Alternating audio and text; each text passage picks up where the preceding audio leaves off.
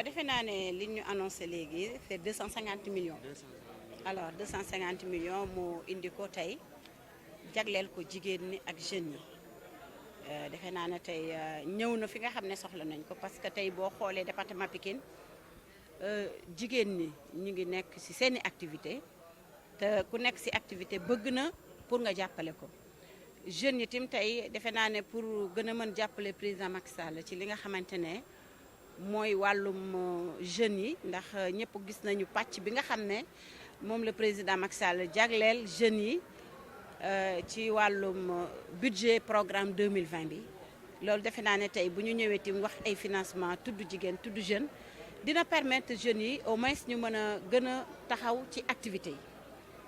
yi loolu itam dañ ciy sant le président de la République remercier encore le ministre parce que lu mu def ni am na solo parce que atelier de partage la wax li nga xam ne moom la bëgg a def fixer ay objectifs am alors jàpp naa ne ñun ñëpp war nañ ko ci jàppale war nañ ko jàppale en tant que élu du département de Pikine waaye jigéen ñi tim yu ci département bi war nañu xam ne tim war nañ ko jàppale parce que message bi ma jàllal léegi muy depuis 2012 ba léegi financement yi bari na ministre yu bari jaax nañ Pikine di indi ay financement ba ci DER bi passé peut-être communication bi dafa des mais 2 milliards indi nañ ko département Pikine te biñu indee 2 milliards yi nekkul ne femme politique kese lañ ko jox képp koo xam ne femme nga nekk Pikine wala nga nekk jeune nekk Pikine bénéficié woo nga ci financement yi nga xam ne jot na fay jaar depuis 2012 ba léegi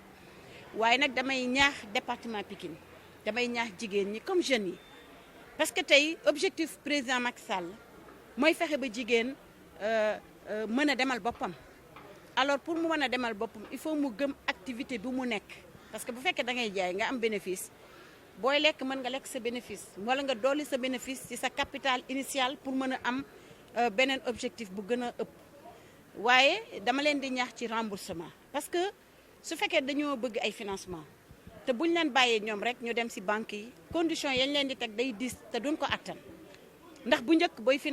demander financement dañ leen laaj garantie te jigéen ñi dañ daan jël seen i or wala ñu jël seen i télévision wala ñu jël seen i matériel di ko garantie wala nga ñëw ñu tegal la intérêt boo xamante ne kenn du ko surveiller lu la neex la banque bi daan indi la daan dagg donc loolu mu daan métti parce que dañ daan leb à perte donc su fekkente ne engagement état mi ngi ci ministre yi ñëw di leen jàppale ñoom it nañ jàppale seen bopp parce que allégé nañ lu bari amatul garantie benn jigéen jëlatul ay oram di ko yóbbu ci banque benn jigéen jëlatul matériel di ko dem di garantie te ñu ngi leen di accompagner ci taux d'intérêt bi donc loolu bu amee dama bëgg bu ñu liggéeyee ba pare ñu mën a delloo keneen jëlaat wala bu ñu liggéey ba pare bëgg leneen lu ëpp loolu ñu mën a jëlaat seet yeneen somme yu gën a am solo defe naa ne loolu il faut ñu passer ko comme message en tout cas daal loolu moo nekkoon dayo waaw bi ma mujjee ak DER man très franchement daf ma wax ne Pikine taux de remboursement bi 46% la loolu la ma wax taux de remboursement bi des na loolu nag dama si woo li nga xam ne ñooy politique bu ñu jàpp ne DER financement politique la nañu delloo xaalis bi ñeneen mën ko bénéficier woo parce que bu ñuy wax Matam taux de remboursement bi ay 70 wala ay 80 di ko wax ci yeneen département ñu ngi koy xaar ci département Pikine defe naa ne loolu moom. lu jëm ci 2 milliards yi 2000 Pikine seulement 2 milliards dugg na ci département Pikine ci DER bi mais remboursement bi amul ñi remboursé bariwul kon commencé naa ko ci politique yi nañ génne xaalis yi liggéey dem delloo DER parce que loolu projet boo xamante ne c'est à long terme bu ñu delloowul duñ mën a amaat yeneen financement te turu Pikine dafay yàqu parce que à chaque fois dañ naan Pikine taux de remboursement bi dafa faible loolu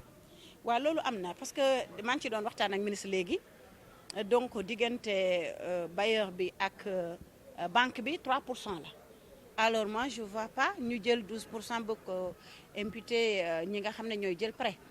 kon dafa bari loolu xam nañ ko parce que vraiment ministre wax naa ko xoolaat ko bu baax ak avec les institutions financières yi nga xam ne ñoo nekk ci département Pikine pour que taux bi vraiment mu wàcc bu baax bu mënul nekk 6 nekk 7%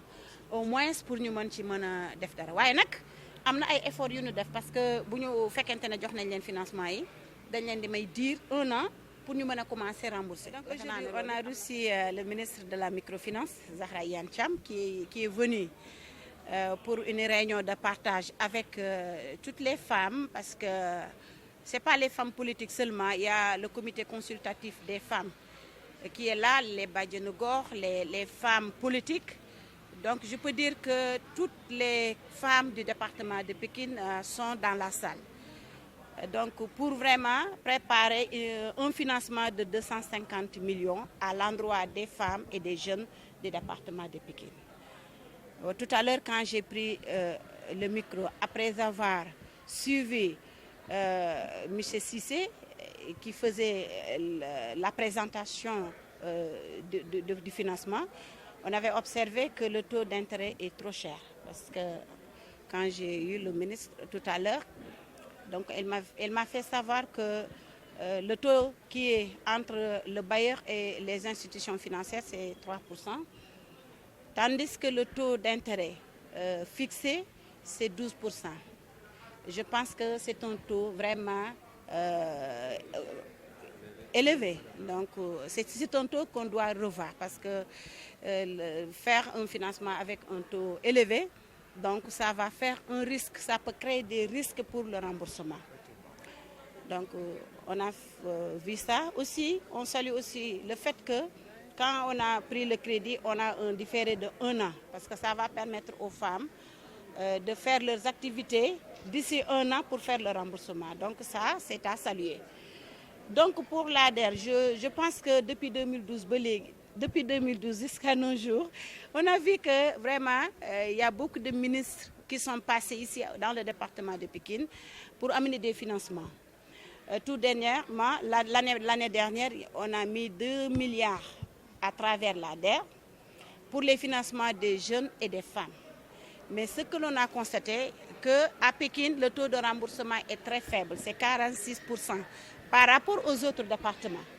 Et je pense qu'il faut sensibiliser les femmes pour qu'ils puissent comprendre que ce n'est pas un financement politique. Bien vrai que c'est l'État qui a mis à la disposition de toutes les femmes ces financements, mais ça c'est le rôle de l'État. Mais par contre, les femmes doivent avoir une culture de rembourser, parce que sinon, il y aura des problèmes pour les autres femmes qui devront avoir d'autres financements.